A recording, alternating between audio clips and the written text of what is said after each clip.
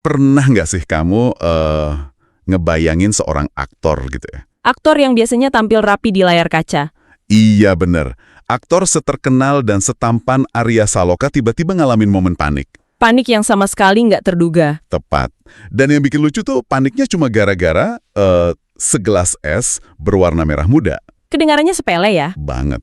Coba deh kamu simpen bayangan itu sebentar di kepalamu nih. Segelas es merah muda yang kelihatannya seger banget justru memicu sebuah kekacauan kecil di lokasi syuting. Sebuah anomali di tengah kesibukan syuting. Nah, selamat datang di eksplorasi mendalam kita hari ini.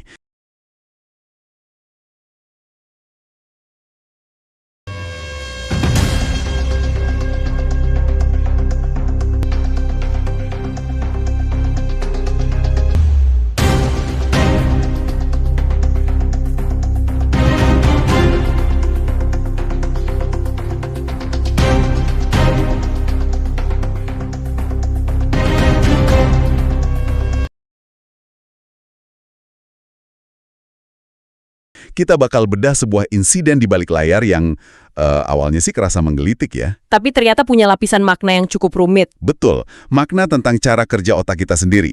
Jadi cerita yang kita angkat hari ini tuh melampaui sekedar gosip selebritas biasa. Ini lebih ke observasi psikologis. Bener, kita bakal lihat gimana pikiran yang kita andalin setiap hari tuh ternyata punya kekuatan absolut. Kekuatan buat ngejebak dan mengambil alih kendali tubuh kita secara instan. Dan kejadian ini, menurutku merupakan sebuah studi kasus psikologis yang sangat brilian untuk diurai. Menarik banget emang kalau dibedah. Soalnya gini, seringkali ketika kita mengamati figur publik dari kejauhan, tuh ada asumsi tak kasat mata di kepala kita. Asumsi kalau hidup mereka tuh sempurna gitu ya. Tepat, kita mikir kehidupan mereka berjalan mulus, terbebas dari reaksi-reaksi refleks yang konyol atau memalukan. Padahal ya mereka manusia biasa juga. Itu poin utamanya. Kita lupa kalau mereka juga punya sistem saraf yang sama persis dengan kita. Nah, insiden yang dialami oleh Arya Saloka dalam pembahasan kita hari ini tuh memberikan contoh yang sangat gamblang. Contoh tentang apa tuh? Mengenai fenomena kekuatan sugesti, ini benar-benar menunjukkan mekanisme pertahanan primitif manusia. Wow, pertahanan primitif? Ya, di mana tubuh merespons secara penuh pada apa yang diyakini oleh pikiran pada detik itu juga. Tanpa peduli apakah ancaman tersebut berwujud nyata di depan mata atau sekedar ilusi yang melintas di kepala. Berarti otak kita tuh nggak bisa bedain mana yang nyata dan mana yang cuma bayangan pas lagi panik ya? Persis seperti itu. Oke, mari kita mulai dengan nyusun kepingan visualnya dulu nih, biar pendengar bisa ngebayangin. Karena kontras dalam cerita ini tuh yang bikin kejadiannya makin menarik. Coba bangun suasananya dulu. Siap. Coba kamu proyeksikan situasi ini di benakmu ya. Siang itu atmosfer di lokasi syuting kerasa cukup hangat. Biasalah ya, panasnya lokasi syuting. Iya, sebuah produksi besar kan biasanya punya ritme yang padat banget tuh. Terus ada satu momen jeda, di mana lampu-lampu sorot besar yang panas itu dimatiin sejenak. Waktu yang sangat berharga buat istirahat. Bener, para kru sibuk berlalu lalang ngurus peralatan, sementara para pemain dapat waktu istirahat yang krusial buat mulihin tenaga. Nah, di tengah dinamika itu, pandangan kita tertuju pada Arya Saloka. Sang aktor utama kita. Iya, dia lagi duduk rehat di salah satu kursi lipat kanvas yang emang identik banget sama suasana perfilman gitu kan? Kesempurnaan visual saat dia duduk di kursi itu sebenarnya yang jadi fondasi cerita ini. Maksudnya fondasi gimana tuh? Ya, saat kita melihat seseorang berpenampilan tanpa celah, kita cenderung mengabaikan realitas fisik di baliknya. Setuju. Dan deskripsi penampilan Arya Saloka saat itu emang mencerminkan persona eksekutif muda yang sering dia perankan. Sangat rapi dan elegan. Banget. Arya Saloka mengenakan kemeja putih lengan panjang yang bersih dan licin, terus dilapisin sama rompi biru gelap yang ngasih kesan elegan, ditambah celana panjang dengan warna senada. Penampilan khas pekerja kantoran papan atas. Betul sekali. Gaya rambutnya disisir rapi dan klimis ala eksekutif muda. Dan tentu saja, kumis tipisnya yang memikat para penggemarnya itu tetap terlihat menawan. Posturnya pasti terlihat sangat meyakinkan. Iya, dari luar tuh dia memancarkan aura seseorang yang sepenuhnya memegang kendali atas dirinya dan lingkungannya. Tapi justru penampilan mbak eksekutif muda yang sempurna itu menciptakan semacam ilusi optik tersendiri bagi kita sebagai pengamat. Ilusi yang bikin kita lupa sesuatu ya? Benar. Kita melihat sosok yang paripurna dan otomatis lupa bahwa Arya Saloka adalah manusia biasa. Manusia yang pastinya tunduk pada kelelahan fisik. Apalagi abis syuting berjam-jam. Tepat. Jika kita menelaah lebih jauh ke balik kemeja putih yang licin itu, ada realitas fisiologis yang sedang terjadi. Melakukan adegan demi adegan di bawah terik lampu kamera berjam-jam lamanya, itu akan menguras energi siapapun. Pasti capek banget dan gerah. Sangat. Rasa haus yang mendera dan kelelahan otot menempatkan Arya Saloka dalam kondisi fisik yang sangat rentan terhadap stimulus. Saat pertahanan fisik menurun akibat kelelahan, pikiran bawah sadar kita itu jadi jauh lebih sensitif. Jadi lebih gampang kepancing gitu ya otaknya? Tepat sekali, otaknya sedang mencari jalan pintas untuk bertahan hidup dan segera memulihkan diri. Nah, ngomong-ngomong soal memulihkan diri, kebutuhan tubuh inilah yang jadi penggerak adegan selanjutnya nih. Setelah berjam-jam berdialog dan berakting, tenggorokannya pasti kering banget dong. Secara biologis, dia butuh cairan secepatnya. Betul. Dia butuh sesuatu yang bisa nurunin suhu tubuhnya dengan cepat. Lalu, Arya Saloka manggil asistennya, minta dibelikan es. Permintaan yang sangat wajar di tengah hari yang panas. Gak berselang lama, asistennya datang bawa segelas es berwarna merah muda yang menggoda banget. Minuman yang terlihat sangat menyegarkan. Banget. Warnanya tuh merah muda cerah, dengan butiran es batu kecil yang menapung-ngapung cantik di atasnya. Buat kamu yang lagi kehausan, lihat es merah muda kayak gitu pasti berasa lihat oase kan? Menariknya dari sisi neurologis, otak manusia itu sangat reaktif terhadap visual minuman apalagi saat dehidrasi. Reaktif gimana maksudnya? Begitu mata menangkap warna cerah dari es merah muda dan es batu yang mengapung itu, otak sudah mulai melakukan antisipasi. Kelenjar ludah langsung bekerja. Oh, semacam otomatis bersiap-siap gitu. Benar. Sistem saraf bersiap menerima sensasi dingin dan lonjakan gula yang diharapkan bisa mengembalikan energi dengan cepat. Ekspektasi tubuhnya benar-benar udah terbangun sempurna ya? Sangat sempurna. Makanya tanpa pikir panjang, Arya Saloka langsung meminum es merah muda itu. Tegukan pertama masuk nih. Rasa manis dan dinginnya ngasih kelegaan sesaat yang emang dibutuhin banget sama fisiknya. Tapi kelegaan itu nggak berlangsung lama kan? Sayangnya iya. Cuma bertahan sekian detik aja. Tiba-tiba, di momen itu, tanpa aba-aba sama sekali, pikirannya memutar sebuah memori visual. Ini dia titik baliknya. Betul, sebuah titik balik yang drastis. Ada tayangan masa lalu yang mendadak nyelam momen kenikmatan minum es itu. Dan yang sangat menarik di sini adalah interupsi memori inilah yang menjadi pemicu dari semua kepanikan selanjutnya.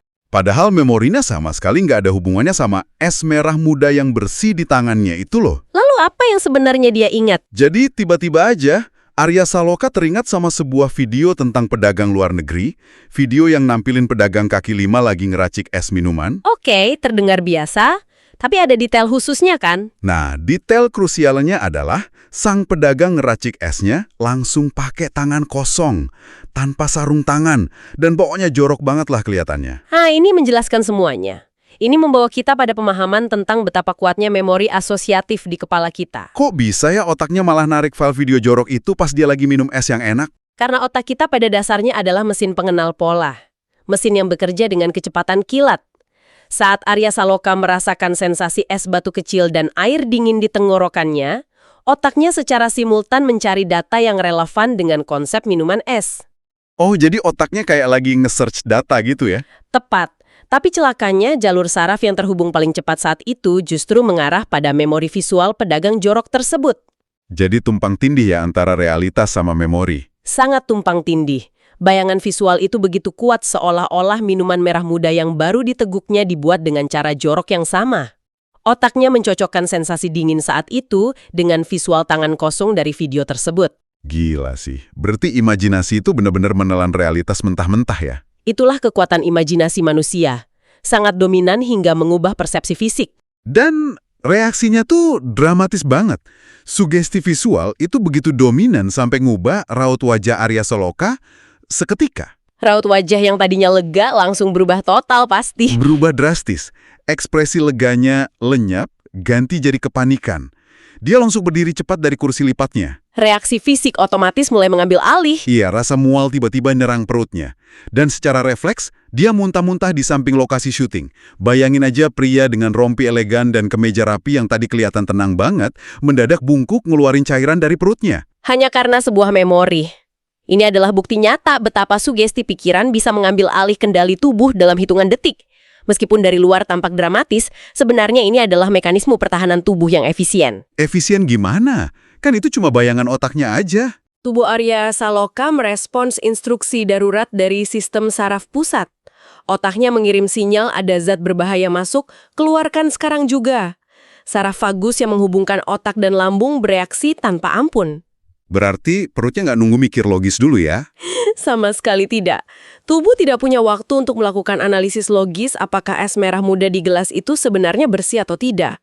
Perutnya hanya menjalankan perintah primitif untuk menolak hal yang dianggap berbahaya. Lambungnya tidak bisa membedakan imajinasi dan realitas. Serem juga ya kekuatan pikiran kita. Terus kamu bisa bayangin dong kepanikan yang terjadi di sekitarnya. Kru yang lagi sibuk kaget banget lihat aktor utamanya mendadak bereaksi sekeras itu. Tentu saja itu pasti menimbulkan kekacauan kecil. Asisten yang baru aja beliin es itu langsung panik luar biasa. Dari sumber ceritanya, asistennya nanya dengan nada cemas, "Mengapa bang? Ada yang salah dengan esnya? Bang Arya nggak apa-apa kan?" Reaksi asistennya sangat masuk akal. Ketika seseorang muntah setelah minum, hal pertama yang disalahkan pasti minumannya. Sang asisten pasti merasa bersalah dan takut kalau dia salah beli es yang sudah basi atau terkontaminasi.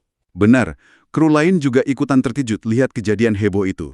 Tapi nih yang bikin salut, reaksi Arya Saloka setelahnya tuh di luar dugaan. Apa yang dia lakukan? Dia cuma diam. Arya Saloka sama sekali nggak jawab rentetan pertanyaan asistennya. Dia nggak marah atau nyalain es merah muda itu. Sebuah keputusan yang sangat krusial dalam momen itu. Iya, dia milih buat menjauh dari kerumunan, cari tempat sepi buat nenangin diri. Tindakan diam dan menjauh ini menyoroti satu hal penting. Arya Saloka menyadari adanya konflik di dalam pikirannya sendiri. Dia tahu bahwa es itu sebenarnya tidak bermasalah sama sekali. Tapi tubuhnya udah terlanjur nolak ya. Betul. Dia sadar bahwa ancaman itu diproduksi oleh visualisasi di kepalanya. Kekuatan sugesti telah membajak fungsi otonom tubuhnya. Jadi dia butuh ruang sepi untuk meriset otaknya, memisahkan secara sadar memori video jorok itu dari gelas es merah muda yang nyata. Oh, pantesan dia diem aja. Dia lagi berantem sama pikirannya sendiri rupanya. Pergulatan internal yang sangat nyata. Nah, tapi ya, karena kita hidup di zaman media sosial yang super cepat, kejadian sepenggal ini tentu terekam dong. Dan langsung menyebar ke publik. Tentu saja. Video momen ini viral dan tersebar luas ke media sosial. Dan karena yang ngalamin ini Arya Saloka, warganet langsung heboh ngasih komentar. Menarik melihat bagaimana publik merespons kerentanan seorang bintang. Bagaimana reaksi mereka? Komentarnya macem-macem sih. Ada satu komentar warganet yang bilang gini, "Wah, lucu sih melihatnya, tapi juga kasihan sama Mas Arya Saloka." Campuran antara hiburan dan empati ya? Ya, terus ada lagi yang komentar nambahin, "Untung itu hanya bayangan Mas Arya, bukan kejadian sebenarnya." Ini luar biasa. Reaksi publik ini sebenarnya merajut sebuah pemahaman yang jauh lebih luas dari sekedar insiden memalukan. Pemahaman seperti apa? Kejadian ini memperlihatkan dengan sangat jelas bahwa di balik persona bintang yang sempurna, di balik rompi elegan dan kemeja rapi, itu ada sisi manusia biasa. Sisi yang sama rentannya dengan kita semua ya. Sangat tepat. Arya Saloka bisa merasa jijik, dia bisa panik, dan dia bisa terpengaruh imajinasi persis seperti kita semua. Ketika netizen tertawa namun juga merasa kasihan, mereka memvalidasi sisi manusiawi sang aktor yang sangat nyata. Jadi bikin ngerasa lebih deket gitu ya sama sosok idolanya? Karena kejadian itu meruntuhkan dinding ilusi antara selebritas tak tersentuh dengan kenyataan biologis manusia pada umumnya. Kita semua tunduk pada otak kita sendiri. Betul banget. Otak kita bisa jadi teman yang baik, tapi kalau lagi error dikit aja bisa bikin kacau balau. Dan ini membawa kita pada kesimpulan utama dari eksplorasi mendalam kita. Pikiran memiliki kekuatan besar atas tubuh kita. Pikiran bisa menjadi sahabat yang menyembuhkan, tapi juga bisa menjadi sumber kepanikan dan penyakit jika tidak dikendalikan. Kalau udah ngebayangin yang jelek-jelek duluan memang susah ya. Makanya, jangan pernah membiarkan bayangan negatif menguasai diri secara total sebelum memastikan kebenarannya di dunia nyata. Arya Saloka mengalami momen tidak menyenangkan itu karena imajinasi mengalahkan realitas. Bener banget. Pikiran yang menjebak itu nyata adanya. Nah, buat kamu para pendengar nih, sahabat MOTVC Motivasi, cerita ini emang kocak, tapi maknanya dalam banget kan? Sangat dekat dengan kehidupan kita sehari-hari. Banget. Nah, aku pengen tanya langsung nih ke kamu. Apakah kamu pernah mengalami kejadian lucu atau bahkan memalukan hanya karena sugesti pikiran lu sendiri? Pasti banyak yang pernah mengalaminya. Pasti ada dong ya.